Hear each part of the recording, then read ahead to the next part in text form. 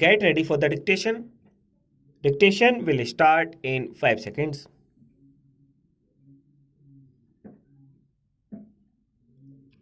Start. Now, food cannot continue to be doled out to the poor forever with promises of subsidy, whether by rupees 200 crores, which the Honorable Finance Minister is going to put aside for supplementing the food needs of the nation, or by fair price shops. Production in every sphere is the only answer, but an undernourished person can never produce. Why has the lowest income rate for taxation been lowered to the extent of making life still harder for the poor man?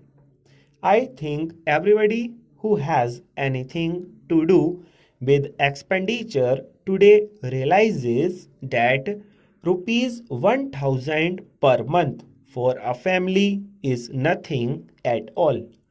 Take a man who has got to feed himself, his wife, and 3 or 4 children, and perhaps his father and mother who are dependent on him. How can he possibly pay taxation on this small income? The price of the postcard has been raised. Why? The rise in railway fares too is going to hit him. The poor, sir, should be made less poor. They should be the objective of every government, but I fear greatly that the present budget proposals are going almost the other way in many directions, on the assumption of the fulfillment of a plan which might itself indeed break on the rock of finance. Sir, I have said I do not believe in destructive criticism, or at any rate, I said I would offer some constructive criticism. Now there is no more who sympathizes with the finance minister in his efforts to raise money, but will be willing to listen to other ways and means which will not hit the poor man quite so hard.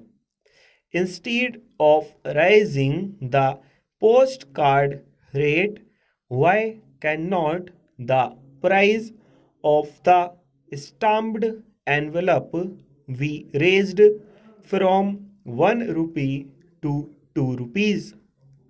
I would not mind even if the cost of the reply postcard was raised to 1 rupee, but I object strongly to the cost of the single postcard, whether or local or internal, being increased. I do not know what the yield from such a measure, that is raising the cost of the envelope from 1 rupee to 2 rupees, will be, but I imagine it will not be less than the tax on the postcard.